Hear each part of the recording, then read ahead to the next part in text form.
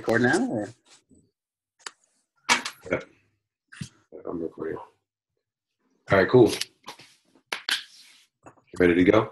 Let's get this party started. All right, well, welcome everybody. Thank you for joining us. I'm going to share everything shared and ready to go.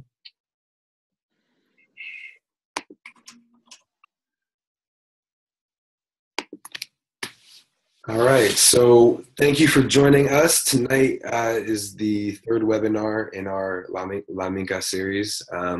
Is about how to run a training for trainers. And tonight we're gonna be covering developing trainers and training teams, need to balance teaching and facilitating and preparing trainers to present at mass trainings. And so we're just gonna do some intro stuff. We are with the ayni.institute. The ayni.institute builds community around new understandings or technologies that will bring a more balanced reciprocal world. You can find us on the web there.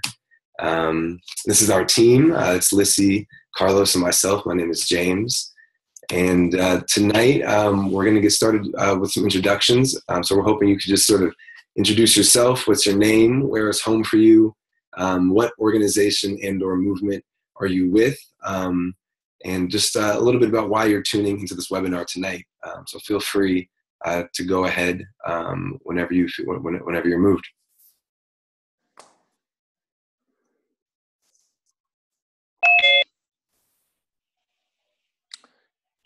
Hi, my name's Ian. I'm in Sydney, and I'm a union campaign organizer. Oh, and I'm tuning in because I came across your work, and I'm really interested in that hybrid model, decentralized organizing, empowerment, etc. So yeah, I think you guys are doing some really cutting edge stuff, and that's why I'm here. Awesome. Thank you so much for joining us, Ian, all the way from Sydney.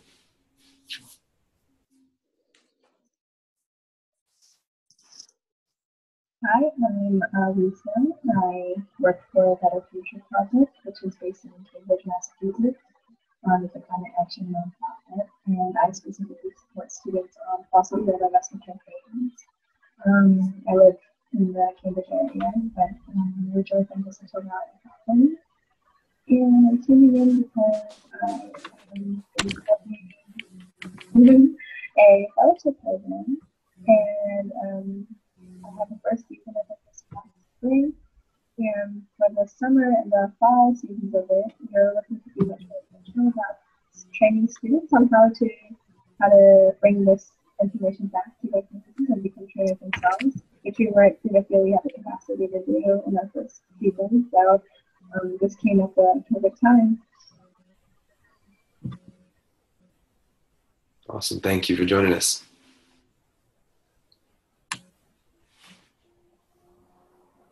Hi all, I'm Jess, and I live in Seattle, and I work with the Fossil Fuel Divestment Student Network. I'm the Director of Training, and so I'm extremely interested in hearing how other organizations are developing programs for trainer development and to pass on pedagogy and like the DNA, so to speak, of trainings. And in particular in the DSN, we're in a long-term strategy process right now that'll be culminating in the fall, and we're hoping to launch out of that a series of mass trainings in order to disseminate our new strategy. So I've attended the Swarm and Momentum trainings, and we're incorporating a lot of that methodology into how we're moving forward. And so I'm psyched to hear how you all are thinking about trainer development as well. Awesome. Sounds amazing. No, thank you.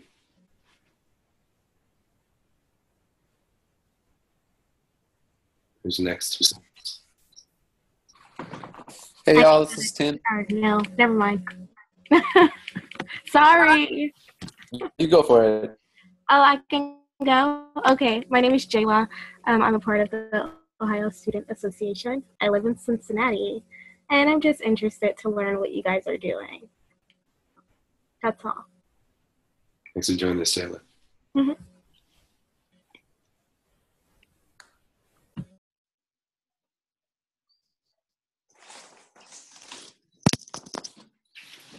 Hey, my name is Tim Harlan Marks. I'm from Minneapolis, Minnesota. We actually haven't been for a while, but I am right now, which feels good.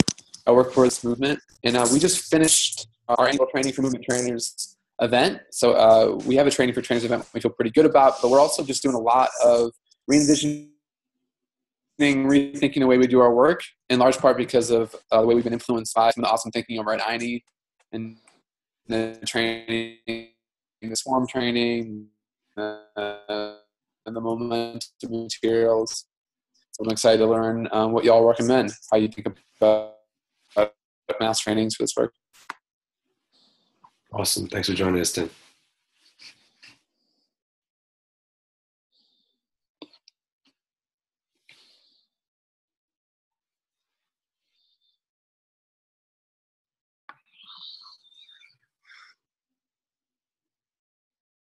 Is it everybody? Okay, cool. Well, let's get started then with part one, developing trainers and training teams. I'll pass it off to Carlos. Great. So welcome everybody again to the webinar. Thank you, James, for opening it up. So what we want to share with you today, just to kind of put it in front, was that there's a lot of ways to develop either training or training programs, right? And last week, for the people that have been following the series, and if you're new to the series, welcome. We did a webinar first on what we call button technology or swarm practices, which is how can we give people a lot of roles in an organization. So we did that based on decentralized organization. And last week we did mass training model, which is like, okay, if you want to create a model of training or a program of training, how do you do that? And some of the basic elements and steps for you to do that. We did that last week. So what we're focusing on this week is trying to figure out, okay, well, in much more practicality, if you already have an organizational structure you feel good about, you have a good, what is a strategy of organization, so you have all the kind of what we call about organizational or movement DNA, you have it set, and then you already have a training program, what are the different levels of training you're engaging, how your training is going to go, what is your training trying to teach, so forth and so on. Then how do you develop people that can embody that and do that? So that's kind of like the main purpose of this webinar, right? So give me another click, Jay. So the first thing that we want to talk about is what we call the unprepared trainer. And by the unprepared trainer is that I'm sure that everybody has an experience being at a training where you definitely were facilitated or you're being taught or you listened to or somebody who wasn't prepared. And I don't know how all of you felt. Oh, there you go. And I've had tons of those experiences, and I've done those experiences myself, being unprepared. So what we mean by actually developing trainers is how do we have people that are prepared to do training? Okay, we're going to talk about the distinction. And the picture we have here is because what we talked last week, again, is that a lot of people don't take training seriously. So if you do not take training seriously, of an organization that's taking training seriously, then you're going to be like, well, we'll just wing it. It's going to be whatever as it comes. We'll figure it out, right? But what we're actually saying is that to actually have a good training program, we have to actually prepare and practice. And the metaphor we use here is that would you get on a plane with somebody who says like, well, who wants to fly the plane today? Raise of hands. Who wants to? And then somebody just raises their hand and says like, well, I like planes. I watch movies with planes. Can I just do that? Would you stay on the flight, right? So the same metaphor applies for us in our movements. Would you join our movement with somebody who's not ready to lead you and support you through that process, right? Especially when engaging the masses. Give me another hit, James. So how can you tell that a training is unprepared, right? Let's open it up the question for you. Maybe we can get some people on audio, but have you been to a training or gathering with somebody who was unprepared or training unprepared? And then how did that felt? Or how can you tell that was what was happening? Let's see if we get anybody from the audience. You can also chat it around. Great. Perfect. And welcome, Ryan. Great. Let's see if anybody there.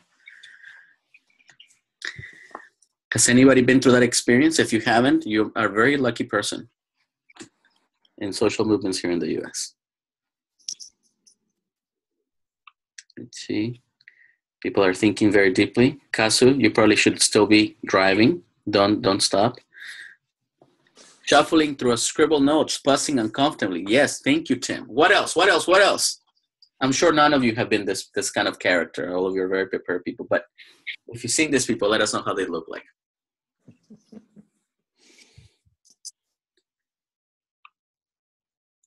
Good. Let's keep going. Let's go next. Like, who's next? So we'll go more about this. There's one more. No time for questions. Okay, good. Let's keep going. Let's keep going. One more click, James. Great. So this is the major key of what we're preaching here at this training, which is that practice isn't a thing that you do once you're good. It's the thing you do that makes you good. Essentially, that's what Michael Gladwell said, right?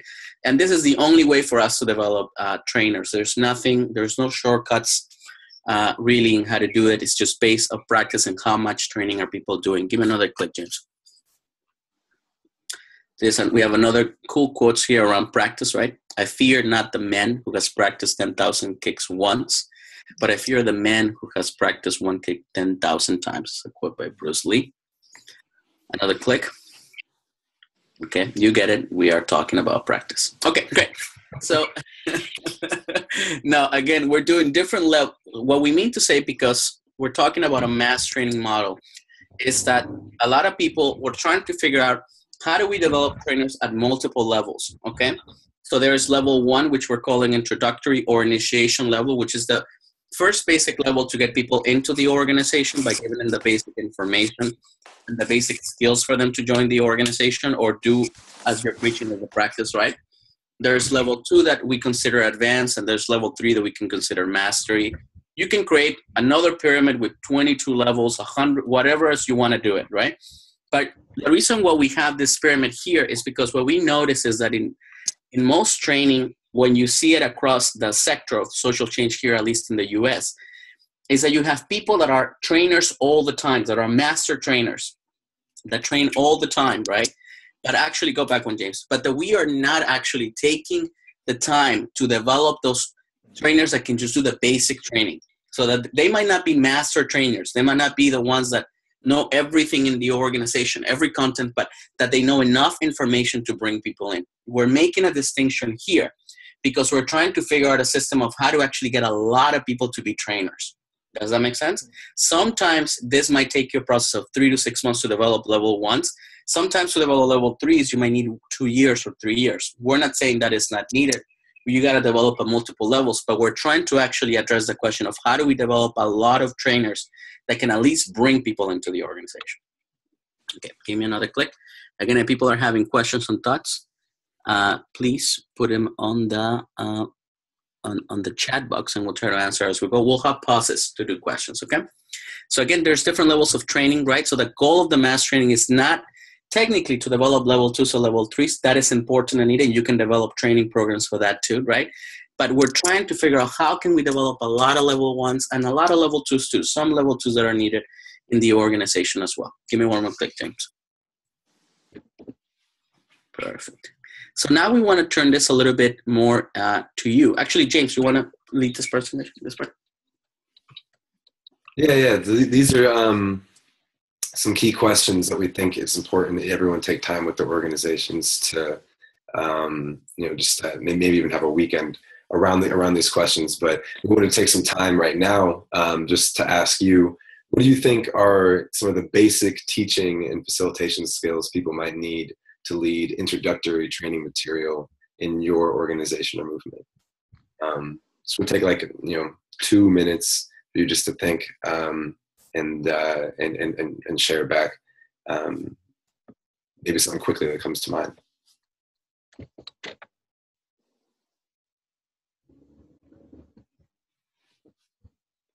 Well, first off, they need a very simple and clear-cut teaching plan. Yeah, certainly. Yeah. What are you teaching? Why are you teaching it? And what the outcomes are. If they don't understand that right from the beginning, then they're not going to be able to impart that training. Yeah, definitely.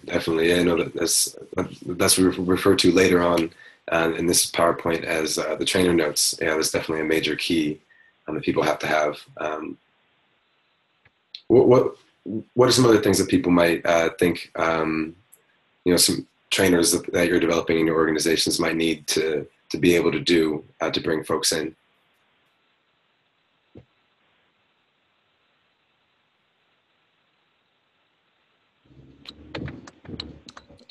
Look, I think people also need to be aware of people's different learning styles and to be able to respond to those. I mean, some people are functionally illiterate, perhaps, so you may need diagrams and explanations, and other people really learn and prefer learning models where they're actually active, physically active. So breaking those training sessions up, getting people involved in their learning style.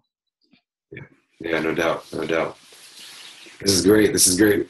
What are some other things people are thinking of? I think it's important for folks to have some basic elicitive tools or ability to draw knowledge from the group instead of just presenting or delivering content, being able to get folks more engaged about their own experience. And I think also being able to lead songs, energizers, and other like cultural elements as a part of an introductory training is really crucial as well. Yeah, especially those cultural elements are crucially important for helping people embody the culture of the organization. If the organization sings songs, if the organization does other things, how do you train people to do those and bring other people into those practices? This is great. Yeah. Maybe we'll move forward. And you also want to think, as well as some of the stuff that might bring folks in, what are some of the more advanced teaching facilitation skills that people might need to bring people in? Maybe this is even just training those level ones, developing some people that can train those people to train level one introductory things. Maybe it's other and more things, and people can develop other different levels. So yeah, are there any questions or reflections about the different levels of training that we brought up, or this concept? Any reflections also from people's past experience?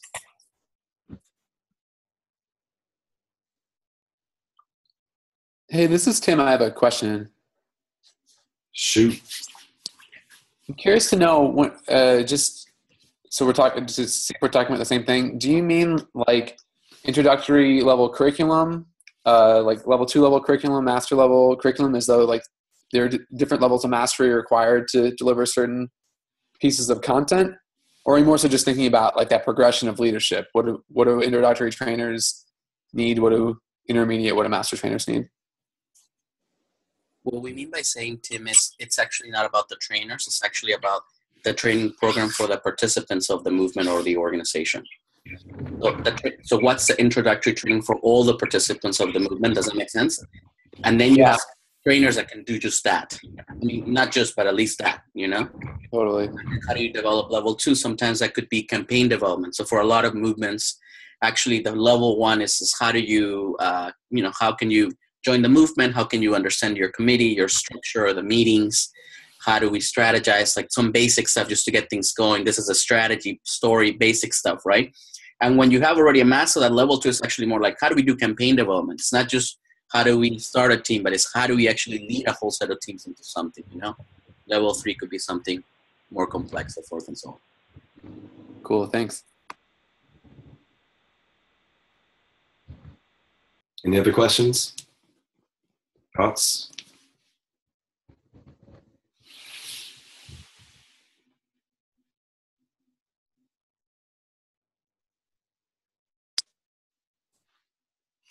Okay, cool. Is there somebody about to ask something? I can't see anybody's screens. Nope. All right, cool. All right, so we're going to talk a little about what are the steps to develop a training. Well, first things first, you have to schedule a training. It has to be something on the calendar. And then the second thing is to prepare the training notes. And there's a lot that goes into this. Part of it is exactly sort of the teaching plan that Ian mentioned earlier. What are your outcomes going to be? What is the sort of the knowledge, the skills, the mindsets that you're sort of trying to bring forth through the modules, through the training. Who's the audience? Who are you actually going to be working with? What are their needs? What are their learning styles? And there's a whole lot of questions that go into preparing the notes for your training. And then also preparing the visuals and whatever presentation materials you have to go with it.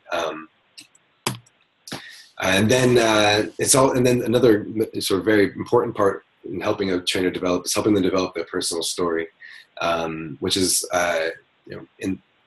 something we talk a lot about in developing a relational culture in the training space and also in our movements. And we do this through having strong personal stories that help us build trust in the room. So this is a very sort of important part in the development process. It takes a lot of practice, takes a lot of time and reflection for people to really get there.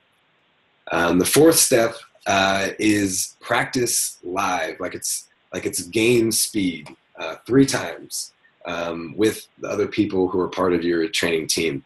You want to have all the trainers practice at game speed, and I put game speed in there because I was having a conversation with this guy, Coach Neil, who I played chess with at the coffee shop in my neighborhood, but he also was a basketball coach in the city for many years. And he was talking about how he would throw guys out of practice if they weren't willing to practice game speed. And I was realizing that I have that same mentality when it comes to basketball and other sports, but in developing trainers, I haven't always brought that same intensity. And I got to me thinking, what would it be like if we really challenged ourselves and challenged each other to practice with that intensity, as if we're as if we're going live all the time, and doing that 3 times before we actually present, and then we say present and be part of a training 3 times sort of to level up. We'll talk about also as we think about developing lead trainers. This is very important that people get repetition, not just in practice, but also in action, actually doing trainings. And it's important when we think about developing trainers to make sure we put them in enough situations to be training so that they can get good at leading the training space as well. Carlos, do you have anything that you wanted to add to the steps? Nope, keep going, James. You're doing great, man. All right, sweet. Well, any questions that you all have about these steps? I know we just dropped a lot on y'all.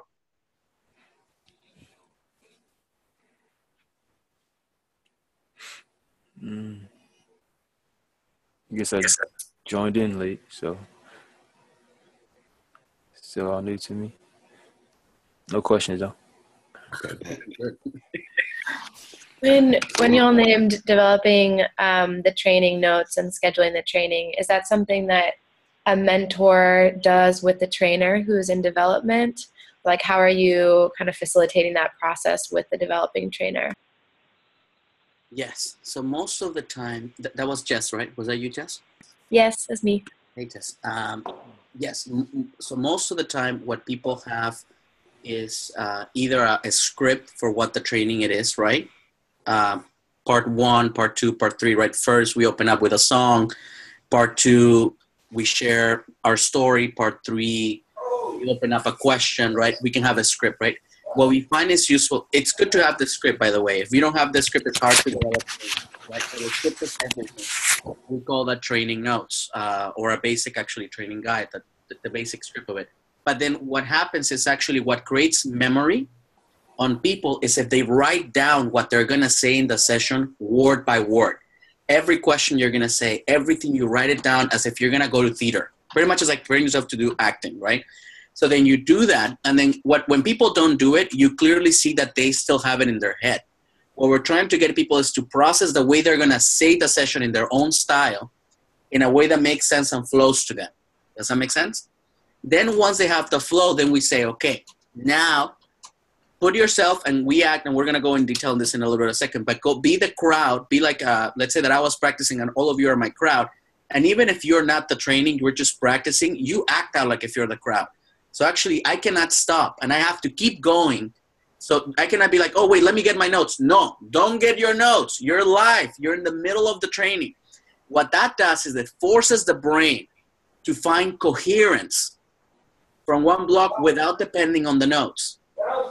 Yeah, this is all the psychology behind that we thought when developing this, right? It creates that kind of coherence. And once people do it first, people will speak really bad the first time. I want to say a bad word, but I know we've heard young viewers in the webinar, right? But it's not going to be good. And people are going to be like, no. Then you give them feedback and you give them what actually worked. What did they do really well? Because we tend to be critical about what didn't work, but actually that doesn't matter. If 40% of it worked, affirm that first, and then let's focus now the next practice to improve 20% more. And what you will see is that the first time they will hate it. I hate it when I do it. I still hate it. I've been doing it for years, right? Because I'm like, I can wing it. Who cares? If you practice once, it's not going to be that great because you don't have coherence. It doesn't flow the first time. But the second time, you're going to see a 50% increase dramatically. The third time is going to be 1,000 times better, you know? So that is a process in some ways that I think that James is just even developing the process of that. Yeah. Awesome. Thanks, Carlos.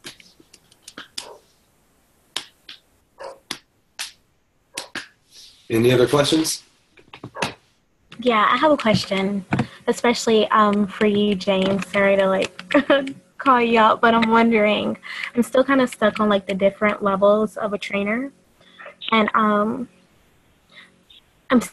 still not sure about where training styles come into play with that, especially with like organizations or meetings that aren't so formal, right? So someone can be like a great trainer, but still be maybe in someone else's perspective unprofessional.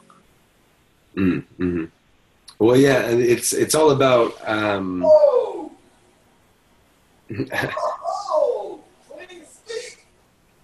something's happening. But it's all about at the different levels you're thinking about. As you bring people into your organization, you want to think about it's not about the level that the trainer's at, it's about the level that the folks who you're trying to bring into your organization are at. So, you know, for example, you know, both of us have been in with OSA for a couple of years, right? And I think we've talked about creating an initiation, introductory intro meeting, and there's been a lot of different sorts of renditions of that. We never had something, you know, something coherent that was shared across the whole organization that could allow us to really bring a lot of people in. And so the idea is, how do you create that allows you to bring folks in and then figure out what are the other parts of the organization that you want to do, whether it be campaign development, whether it be communications, whether it be action planning, whether it be fundraising. There might be a lot of different functions that you need people to play, and that's more of a level 2 training. And so, you know, the trainers themselves, you know, they need to be ready to lead those trainings. And so there's a more disciplined practice process people have to employ to get ready for stuff. But in terms of the culture that the trainers themselves embody, that's dependent on the organization it is, you know. So if it's a youth organization, it's going to be, you know, more a little, you know, what some people might think is a more unprofessional, right? But you know, but it always has to reflect the people that you're working with and the community that you're in. Yeah. So the levels have nothing to do with the culture, is what you're saying. Yeah. No. Nothing. Okay. To do with Thank you for that clarity. I was so confused. Yeah. For sure.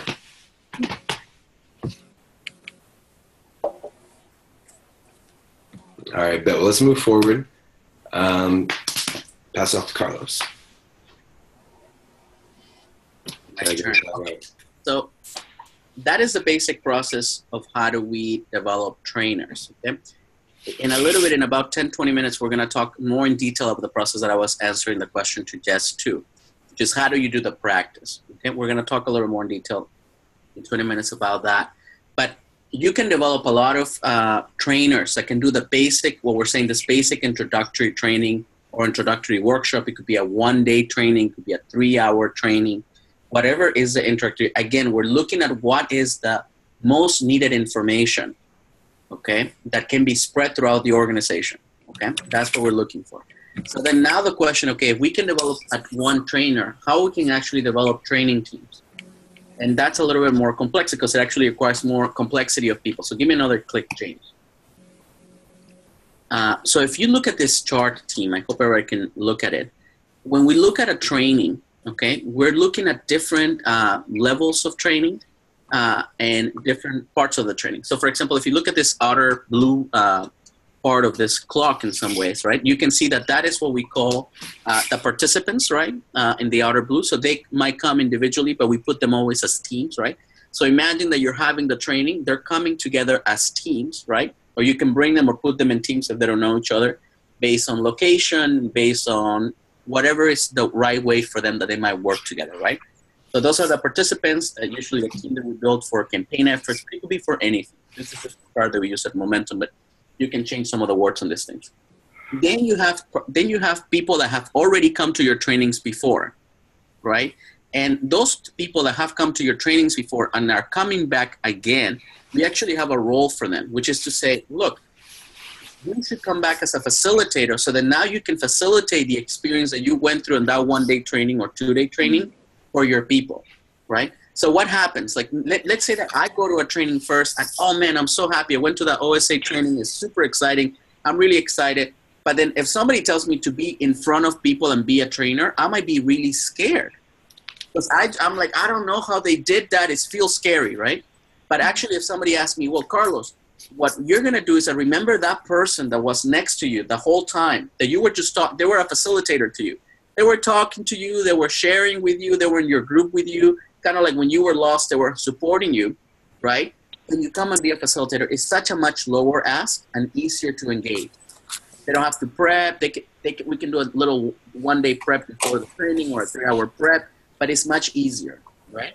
And those people, they come, they're your support system for the training, right? In Momentum, we do this a lot. We have a lot of participants that come, and we have a whole crew of facilitators, people even that pay their own way to come back to help others go through the experience because that's how much they like it, and they're a huge support for the training, right? Once you have facilitators, right, enough facilitators, then those people are going to have, they come to 1, 2, 3 trainings. They're just like, they're facilitators masters at the point. They can do it, their eyes closed, support people. Those people are the ones that you ask them then to become coaches. And what coaches are is that they are supporting the facilitators to be ready, and they're also ready to step in as facilitators when it's needed. If there's a problem in the groups, which that's what might happen as well, right? So that's the other layer of support, right? Those coaches. And then inside that, we have 3 people here, but you can put 5, 6, as big as the training is, right? It's what we call as a training team, okay? And the training team consists of 3 roles, and you can even put more here, okay? We're just going to give you the basic what's in the SWORM training. We talk much more roles in this piece. But the first one is lead trainer. And what the lead trainer is the person that actually can do the whole training or themselves. They can just get up and do the whole thing themselves. Not that that's how it should be, but they should know all the sessions and how all the sessions go, okay? So they're responsible for coordinating all the efforts of the training, connecting all the teams, making sure the upfront sessions are to the highest quality, right? Lead trainer is what we consider the highest proficiency based on your level. You can have lead trainers for level 1, lead trainers for level 2, lead trainers for level 3. You can go up the ladder. Are you following me on this? But the point is that these people now are leading the trainings, leading the whole trainings, and they're developing more trainers.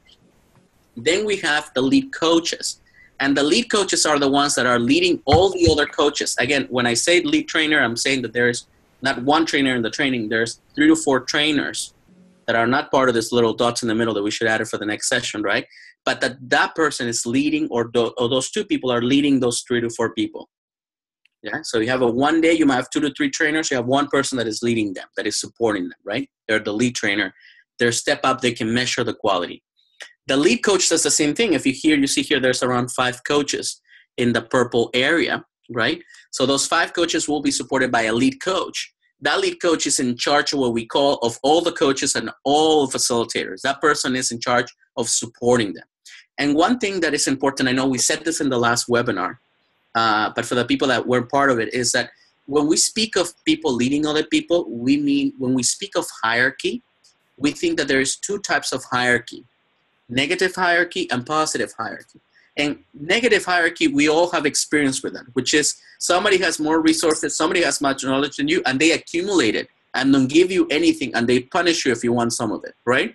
Or punish you consistently. That's what we call negative hierarchy, which doesn't allow the flow of life. positive hierarchy is actually acknowledging that there's people that have different resources and privilege and information, actually being clear that there are some people that have some information, some people that have some other information, people that don't have that information, right? But it's actually actively trying to support other people to have that information. Are you following me in this? So when we actually are speaking of facilitator, coach, and lead coach, we're actually saying that the higher you go, the more responsibility you have of supporting people in going through the experience. Okay, that is actually why we call them leads. We call them leads, but it should really be called supports, if you know, to put that language.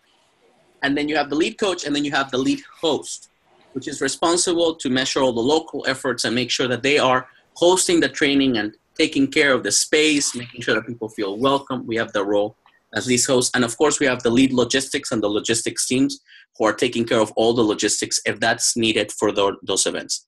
Again, the more longer the trainings are, 3 to 4 days, or the more logistics you need, the larger these teams are going to be, the longer support we're going to be. We just finished a training for Momentum in January where we had 200 participants. It was massive. We had about 25 to 30 facilitators. We had 7 coaches, you know, 8 trainers. It was massive. The logistics team was like 8 people, and it was huge. So you can, you know, based on the trainings, you can do this, right? We are not saying you should pull 200 people trainings. That is if you want to go that way. But this structure can extend. So give me one more click, James. Boom. So we have some of the basic ones here, right? So again, we're trying to look about developing these roles, right? So we're trying to figure out how can we develop lead trainers, lead logistics, people that can do logistics, that we can lead the logistics. How can we find lead coach so they can lead all the facilitators and coaches? Again, some of you might not need that structure. We use it a lot in Momentum or in ayni, in our programs or in other things, because we think it allows for people to, you know, become trainers eventually because they feel more comfortable. And then we have the role of assistant lead trainer. And this is an important role because the hardest thing to develop are these lead trainers. That's what we've been noticing a lot. It's hard to develop because it takes people to commit to doing it over and over and over again, right? But having an assistant lead trainer is pretty much an apprenticeship role that we have at the training, so that every time you do a training, you have to figure out who's the lead trainer and who's assisting them in running the training. So that that person can teach them or support them through the experience. Sometimes let them run it, you know, run it and I'll just back you up from behind. I know you can do it, you know, be strong in that one. And then begin the development of our lead training. So I think that's it for that part. James, give me one more click to see if I'm missing slides. I also cannot see all the slides, right? Great. So we're putting some more stuff here that you should know. Developing lead trainers. Leads, one more time, should be developing 2s or 3s. We think this is important so that there's not a kind of an individualistic framework around developing lead trainers, right? So we're always thinking about developing in pairs, 1 or 2s. You know, that's something that we're struggling in Momentum to develop more lead trainers. We need more, but that depends on the frequency of the training. Leads must be able to lead each module in the training, right? So this is important. So if you actually are developing 2 lead trainers, maybe they don't both need to know the whole training, but as long as they both know the 2 halves, they can have coherence. I don't know if that makes any sense, right? They both should at least know what the whole thing is, but they don't have to lead the whole thing. So that also, if you put lead trainers into teams of 2 or 3, it's easier to develop because it doesn't depend on one person knowing everything. And I think the trainer, that to become a lead trainer, the person must be at least a trainer at 2 trainings before to get that coherence to start becoming a lead trainer. Give me one more click, James, and we'll end this piece and see for questions since we've done so much information in our team here. And all trainers must embody the culture of the organization. I just want to say this. This is extremely important, this last point before we go to questions or comments, right? A lot of what people get at trainings, level 1, level 2, whatever you want to do, is they actually get more for what is the culture that people give to each other, the way that people treat each other, the way that you speak, right? So you cannot get up and stand up as a trainer, and I've seen this and I've already done this before, which is say like, we got to be respectful team, or we got to be loving, and then I'm just a hater in the whole training, you know? Like actually people pick up on those cues, right? So actually the most important thing is that we have to understand that trainers and embodying the culture of the organization. And people see that just through the way people are. If you're talking about being hopeful and you're just not hopeful, people are going to feel that. Well, a lot of it, developing trainers to get what is the emotions that we're trying to transmit to people. What is the flow that we're trying to transmit it with? Right? So we're going to stop there. Give me one more click, please. If people have any questions or comments just on this piece around developing training teams and the different roles in it. You can also chat, you can reflect, let us know.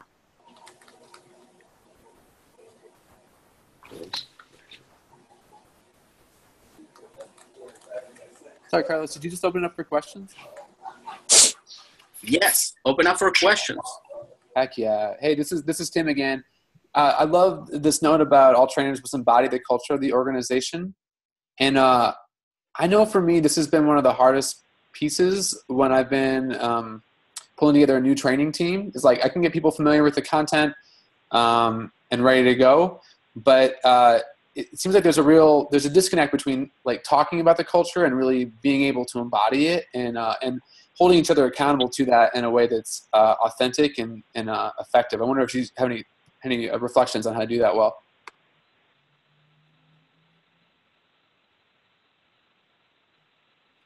One way to do it, Tim, this is really difficult, and this requires a lot of vulnerability, which is, I think, really the key essence of this piece here of the culture.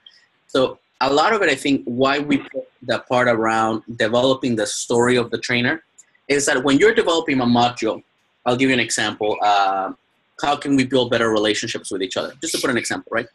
And the first question we're asking on the module is, what is the emotions that we have to embody?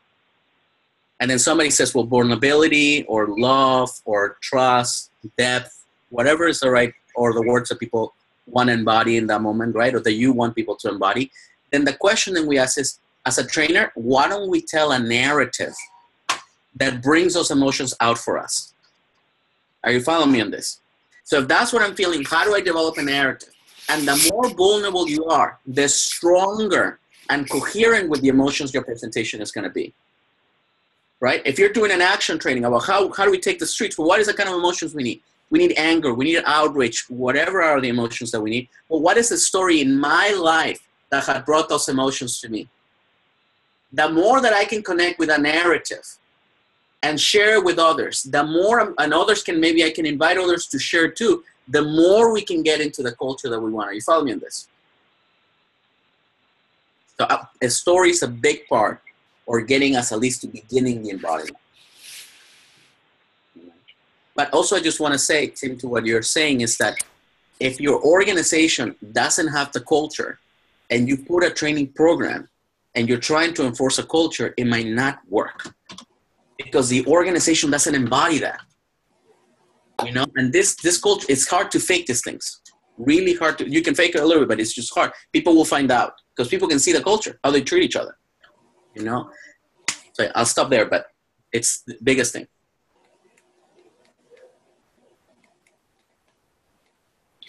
Yeah, and just to add, I think it's one of those things where you have to have it, you know. And so if the organization is in a situation where the culture isn't healthy, I think that has to be addressed at this, you know, potentially before really people will be able to embody the culture in a healthy way, or at least simultaneously.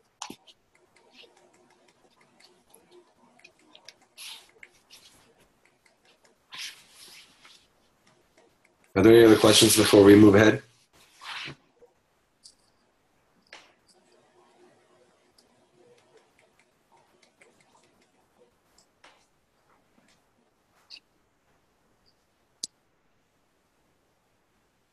Okay, well, we'll move ahead. All right, so part two, we're going to get into a really interesting topic about the balance between teaching and facilitating. And this is something that's really important for people coming into running trainings. We think to understand this sort of spectrum, this distinction, and understand it as a spectrum, but you know, and how to balance teaching and facilitation. We can't go too deeply into pedagogy and theory tonight, but we hope to conduct a webinar series around these questions that can dive a little more deeply and seriously into the philosophy of teaching.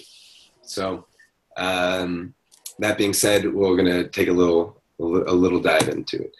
But the basic idea is that on one hand, you might have teaching, on the other hand, you're facilitating in this spectrum. And when all you do is teach, when all you do is teaching, you treat participants as if they don't have knowledge or experience to offer, as if they're just there to be filled up. And you don't build a relationship between teacher or trainer and participant, and one that allows people to grow together. And, we have this, I was put this quote here from Paulo Freire, who is a major influence on the teacher is, of course, an artist, but being an artist does not mean that he or she can make the profile, can shape the students. What the educator does in teaching is to make it possible for the students to become themselves. So not treating students as if they are just putty for us to play with. But then on the other sort of far end of the spectrum, and we feel like there's been sort of a critique, we've all have experiences with the very top-down banking educational model in our formal school experiences, or in more corporate training experiences. But we think, on the far end of the other side, when all you do is facilitation, you don't actually share your knowledge with participants. Sometimes you actually see facilitators almost become invisible in a room, and while we don't want to just stand and lecture at people, we actually withhold vital information a lot of times that we have, that others need to be effective. Another thing that we can often do when all we do is facilitate is assume that everyone in the room has shared knowledge and has shared experience. We're asking people questions, assuming that people sort of have a shared knowledge around something, which can negate diversity, but can also be alienating in the room if people are at different levels of knowledge around different topics, and some people are having a conversation with jargon, and other people are feeling left behind. And so it's important to be able to strike this balance. Imagine a brain surgeon teaching others about surgery without sharing her knowledge to them, and sitting people in a circle and asking people about their experience. Maybe someone in the room had received brain surgery at some point, or a family member had, and asking them to sort of pull together out of their experience a way to do this without offering the sort of the pathway and all the knowledge that they have to share. And so it's about figuring out this balance, because on the far end of teaching, we get into this didactic relationship where we don't treat students as if they, or participants, as if they have something to offer. And so this balance is really about teaching.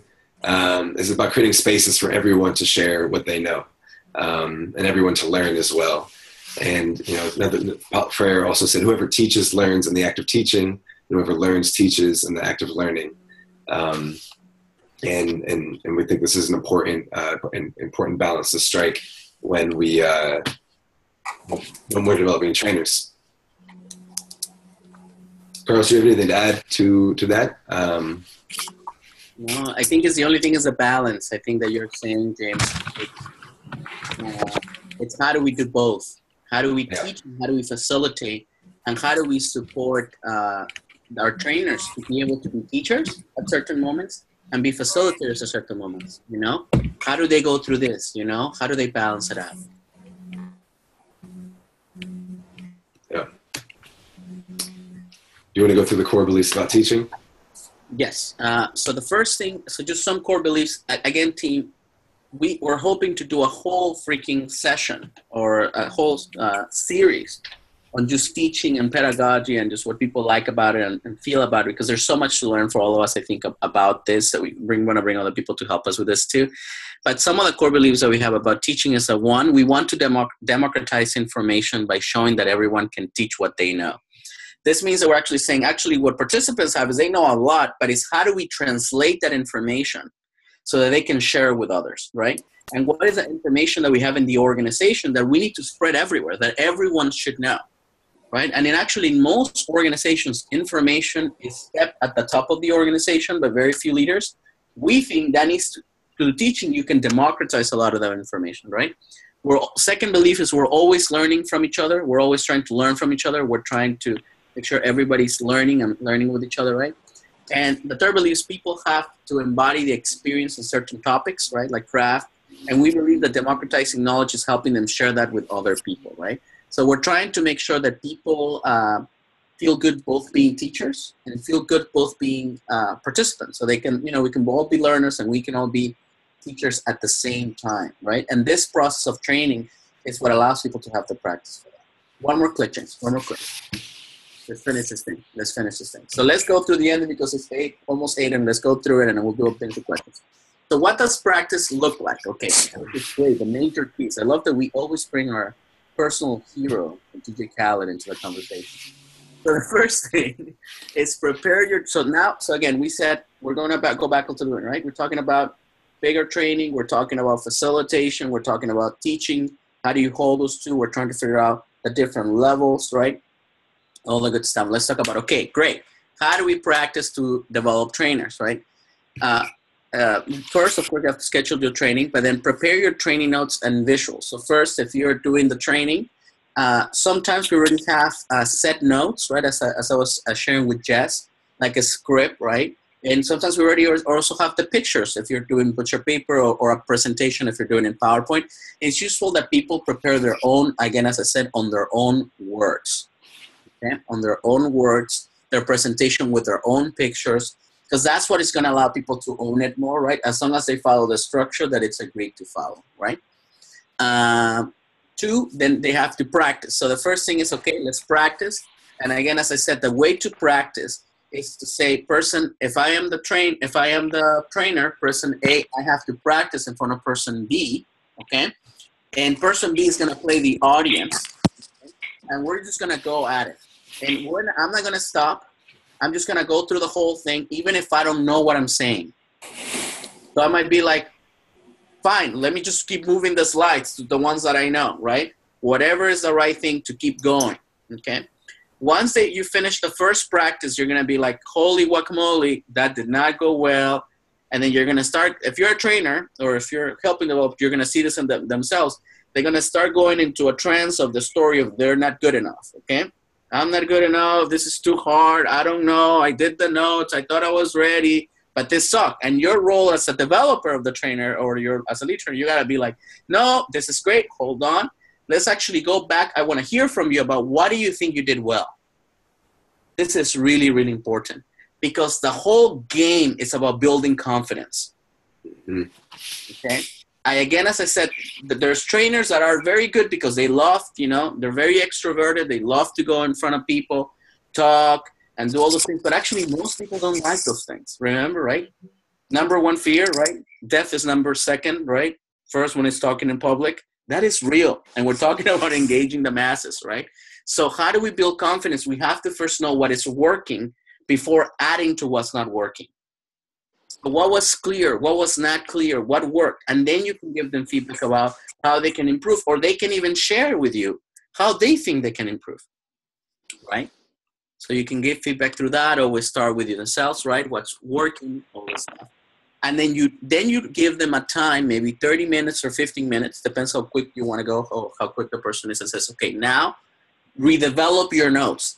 Change your notes or add things to your notes that maybe you said, because what happens is when you're actually in the mode of saying the training, what happens is that you actually come up with a lot of new stuff that you did not write. Because actually when you are live, you explain it more like a conversation with people. You're not so scripture. You're more like, yes, and it's like that. And you come up with new metaphors. You come up with new things. You come up with a better way to say it. Or maybe you think, maybe I talk too much. I need to stop, ask the question here. Or I need to engage people here. So that then people change the script, and you say, great, now you change the script, change it, let's come back and practice again. They're going to practice again, and I'm telling you, the second time, the improvement is going to be at least of 30 to 40%. It's going to be massive, because the whole point of a trainer is to build coherence of the trainer, which is that they have a relationship with the information they're sharing or the questions they're asking of the participants or what they're trying to achieve with the participants. And getting over and over is what gets them into their body with it, not into their notes, okay? A lot of people are like, Carlos, can I bring my notes? No, and they get mad at me all the time. This because I love them, but they get mad at me. Carl, no, because I don't want you to, the notes are not given the training. You are giving the training or you are facilitating this experience with people, right? And the more you can embody it, the better. Okay? That doesn't mean that if they're the training and they need to pick up something that is good. Yeah, sometimes it's good. You might want to look into that. But actually what builds the coherence is you not depending on the paper or the PowerPoint, but depending on what you have already embodied and you are remembering. Now it's your information. It's not the paper's information. Okay, let's do one more, James. I'm getting excited about this because you notice I like this thing called training. One more click. Great. Now, before we stop and before we do questions and comments and stuff, what we do at Momentum or through ayni, you can do longer about this, okay? But how can you develop trainers, okay? How can you develop a T4T agenda over one day? Now, before I even share the agenda, I want to say this. People have to do trainings. That means that you have to have a lot of training scheduled for people to do. If people do one training once a year, I can bet you they're not going to remember half of it by the next year that you do the training, okay? So you actually, the way you gain muscle, strength in this as a trainer, you become stronger muscle-wise, more agile in your muscle as you go, is by actually having a lot of practice and repetition. One model that we use is that we say, okay, James, Kasu, Jess, all of you, you all want to be trainers, great.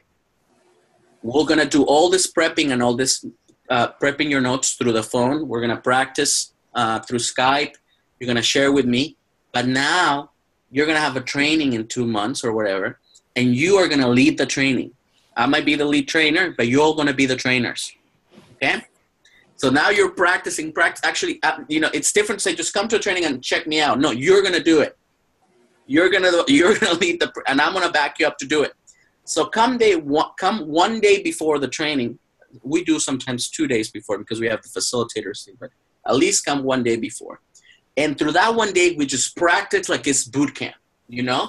Practice, practice, practice, one after the other to get that coherence, right? And how we would structure the day is we will first do a welcoming, right? Of introductions and, you know, everybody's doing. We'll do a little 9:30 or 10 a.m. We'll do set up the village. Well, we do just to make sure that everything is good with logistics.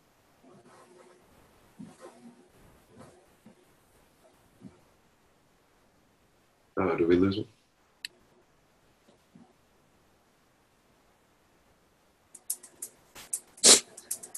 Carlos, I can't hear you.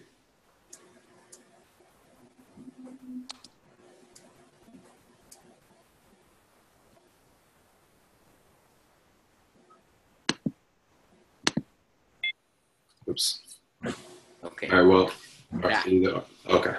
I don't know where I left off. Was that in the agenda already? Yeah, Set up you the were. village. Yeah. Okay. Oh, the village. Okay. So the village pretty much is the roles of how we're going to do the roles in the training. We talk a lot about this in the practices in webinar number 1. Okay. And then we do resonance and relational culture, which essentially is people sharing their stories, being vulnerable with each other as trainers, and being able to feel connected, feel trust, support. That's what we're trying to do.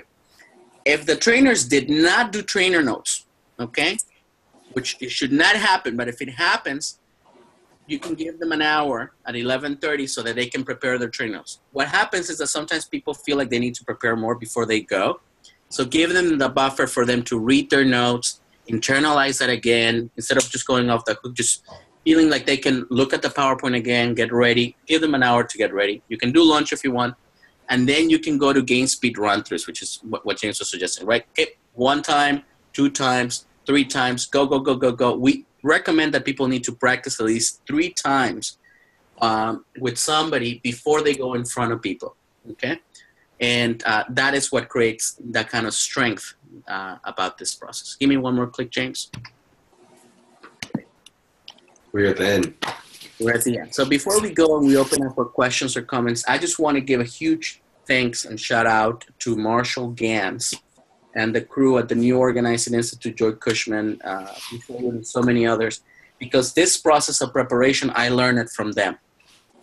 You know, they were the ones that were practice, and at the beginning I didn't understood, but that is how I became a strong trainer. So I just want to honor that we learned that from them, or I learned that from them.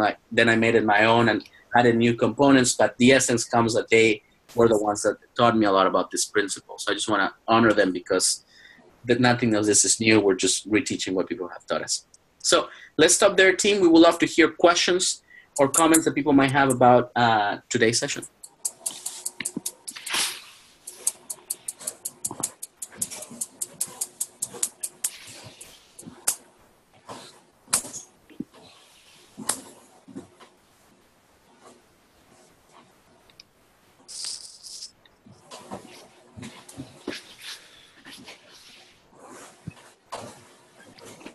Oh.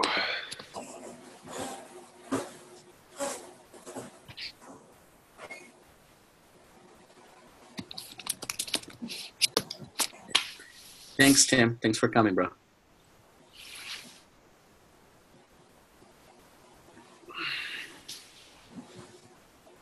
I have a question. What's up? Can you guys hear me? I'm not sure. Okay. How important is it to like focus on what you want the outcome to be? Like, I've learned how important it is to like plan out the schedule of the day.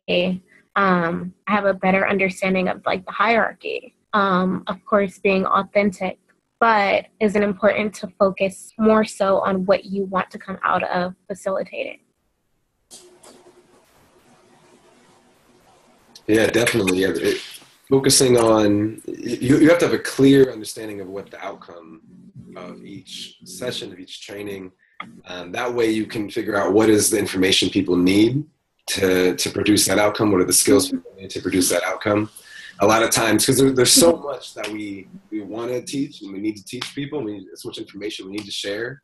The only way we can really figure out, we can make decisions about what is important is if we know what the outcomes we want from each thing we're doing. And it's something, that I know I've learned, the hard way and the easy way, and feel, like anytime I can just sort of get up and, facilitate something or run some sort of training. But to really be impactful, we have to have clarity on what are the outcomes, what's the purpose of this, what are the outcomes we're looking for, and that'll allow us to figure out what the process we need to get there. Mm-hmm. Thank you. For sure. Thank you.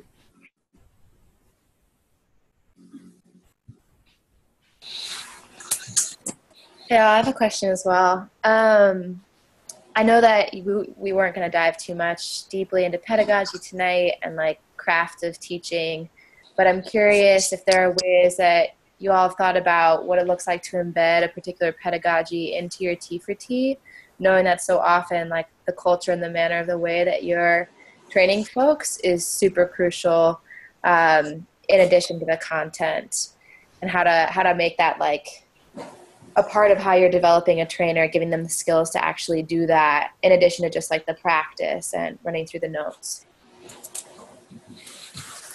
Yeah, definitely. Yeah, no, we and one of the things as we ask people to think about developing notes and developing different sections for their modules is think about what is the exercise you're going to put people through, because we know that folks learn through doing just as much, if not more, than they learn by listening or even seeing something. So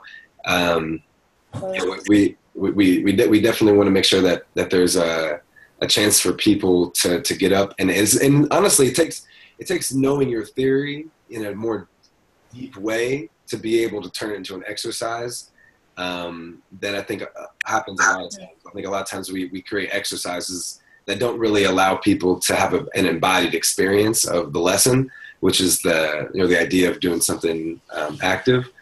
And I think there's also a lot of different ways. I mean, there's all sorts of I'm just now personally beginning to learn more about different somatic techniques and methods for giving people embodied experiences and learning. So I think there's a lot that I know I don't know that I'm starting to get exposed to in terms of other ways to help people learn. There's always a question about how do we come to know things. But yeah, and another thing that's important in the way we try to front load in the pedagogy is around the being vulnerable and creating a relational culture. It's one of the most important things that we can do in the training space is really build a space where there's a real relationship between participants and facilitators and trainers and coaches. And then but yeah, no, I think there's for whatever your organization is, whatever methodologies and tools that you want to employ, I think you should definitely figure out how to work that kind of stuff into your training for trainers as well. One thing that we missed here, Jeff, that you're bringing up very well is that actually in that 1 day agenda, sometimes we do it more in 2 day T4Ts.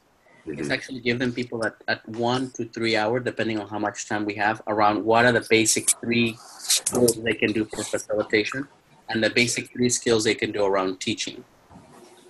So for example, facilitation, even one thing that we talk about facilitation is actually crafting questions, It's how do we really craft questions and craft discussion with people, So one skill about that. The second one we talk about facilitation is how do we change people's state, or how do we see how people are feeling in the room? How do we notice what people are feeling, what people are saying, where people want to go? How do you how do you take the conversation forward, And then key points around teaching, How do you use metaphors to teach? How do you do different things? But it depends on the amount of time that you have. But what I would say is in this context of this 1 day T4T, we're assuming that you gave them some of those tips through the presentation. I don't know if that makes any sense, right?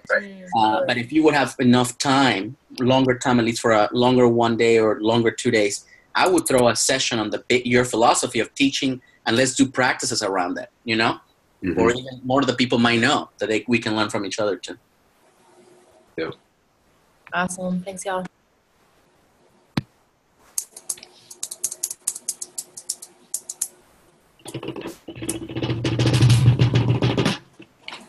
I have a question.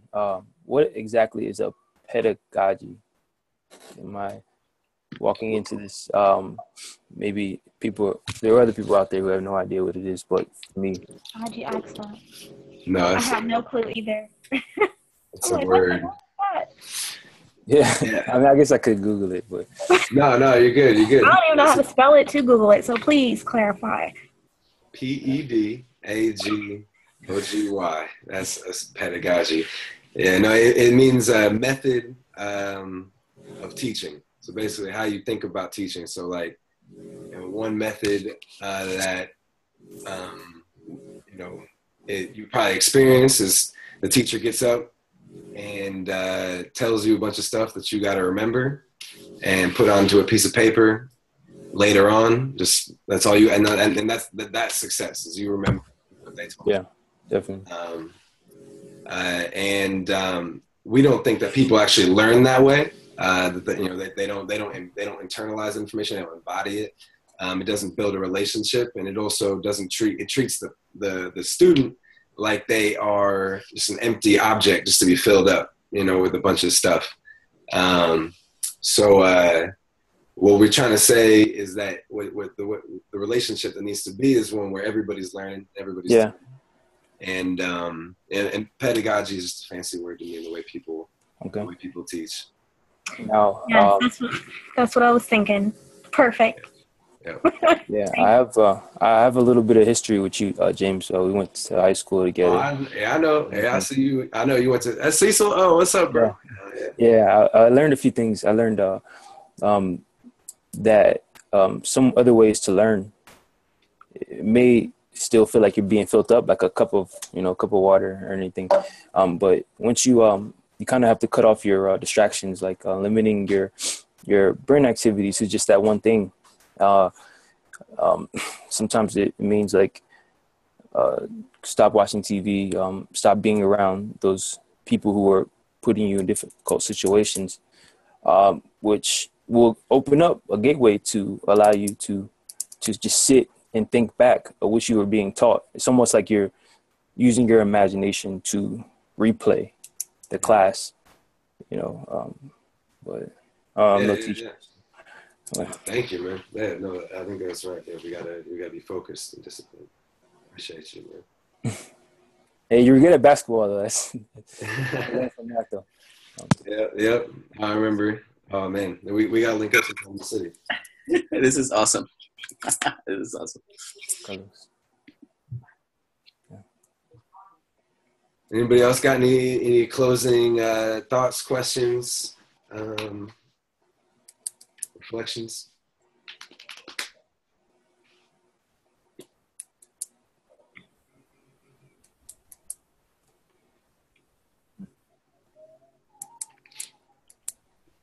Azu is no longer driving.